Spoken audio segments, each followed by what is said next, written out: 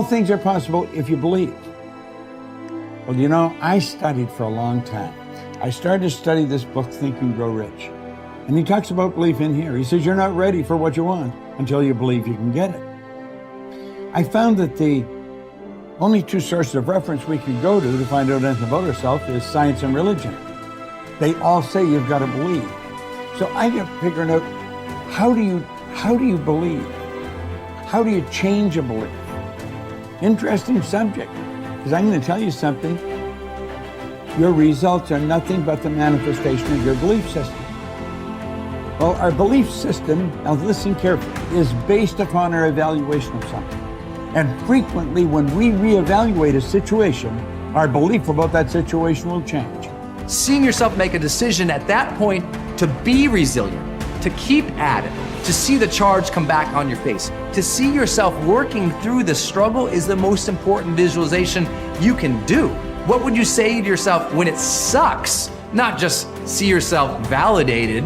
It's about, look, the real truth of achieving any dream is that struggle, that effort, that push.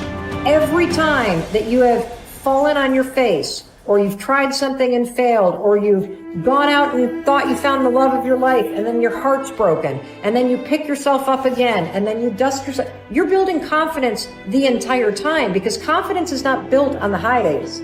Confidence is built on the low ones. Confidence is built when you are struggling. Because when you see yourself go for something and fall, when you see yourself try and get knocked down, when you see yourself stand back up after getting abused or traumatized or discriminated against and moving ahead, you are building this reserve within yourself where you know you can rely on yourself, you know you can face hard things and you can keep moving forward. You know you have your own back. So it's in there. Your life has been helping you build it. Now you gotta just dig in and tap into it and use it to shut that critic up in your head. If you fall down 100 times in a day, what does it matter? For a committed man, there is no such thing as failure. If you fall down 100 times, 100 lessons to be learned. If you commit yourself like this to creating what you really care for, now your mind gets organized. Once your mind gets organized, the way you think is the way you feel, your emotion will get organized. Once your thought and emotion is organized, your energies will get organized in the same direction. Once your thought, emotion and energies are organized, your very body will get organized. Once all these four are organized in one direction, your ability to create and manifest what you want is phenomenal. When we say a joyful world, that means everything that you want has happened. Aristotle wrote in his famous Nicomachean Ethics that the common aim of mankind is to be happy. However, each person defines happiness. One thing we know is that the more confident and the better we feel about ourselves, the happier we are and the more effective we seem to be in everything we do. Self-confidence, however, is really a state of mind based on your belief systems. Belief or faith enables you to act boldly in the face of uncertainty. Confidence enables you to face changes and difficulties and unexpected setbacks with calmness and clarity, and allows you to respond more effectively under any circumstances. The law of belief, an important corollary of the law of cause and effect, says that your beliefs become your realities. You do not believe what you see, but you see what you believe. William James of Harvard said that belief creates the actual fact. In the Bible it says, according to your belief, it is done unto you. If you believe strongly enough and confidently enough, your outer world will tend to conform to a pattern consistent with these beliefs. In fact, your world today is largely an outpicturing of your innermost beliefs and convictions. You behave on the outside based on your beliefs on the inside. You see the world around you based on your beliefs about reality. Regardless of whether they are correct, how can you determine your true beliefs? Simple. You can tell what you really believe by observing what you do and what you don't do.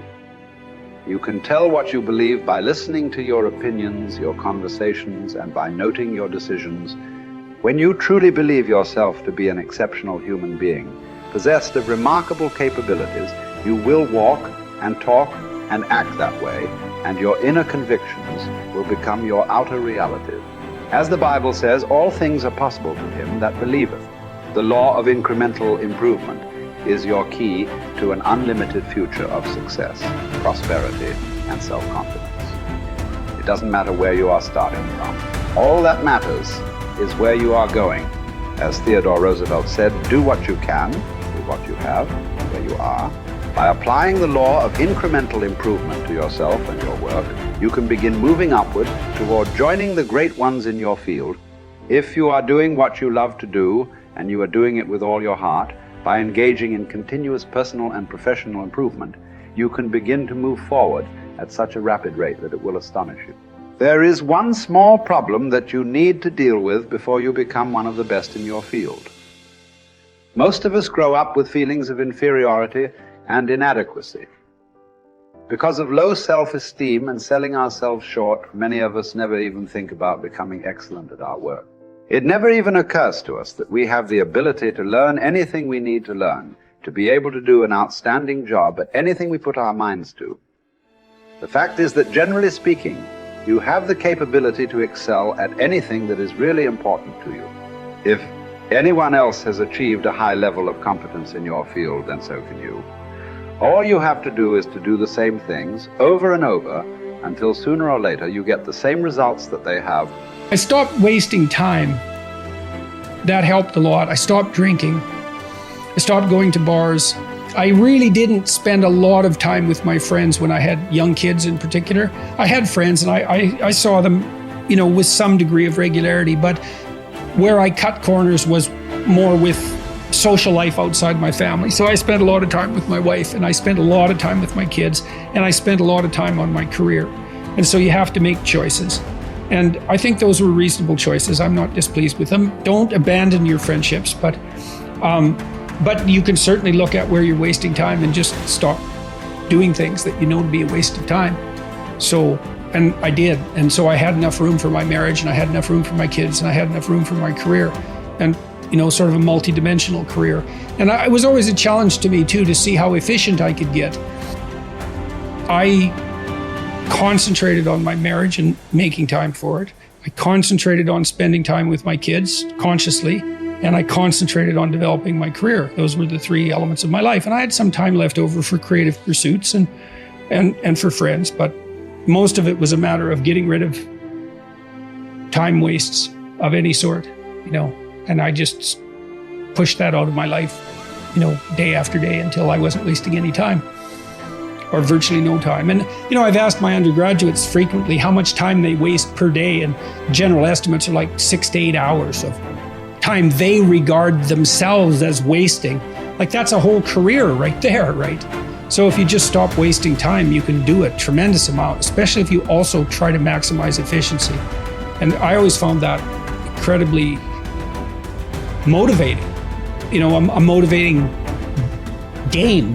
How much can I do in the least amount of time possible?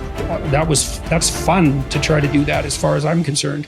I know, that's maybe undoubtedly a temperamental thing, but if you're wired that way, that's a great meta strategy. Become efficient. Results is the name of the game. What other game is there? I'm telling you, if you'll start with that, it's called the process of life change, and it doesn't matter how small the process is to start. One discipline starts it, and then one discipline feeds another, and the first thing you know, you've got this whole cycle in an upward positive motion. And it's called life change. It's called income change. It's called health change. Relationship with your family change.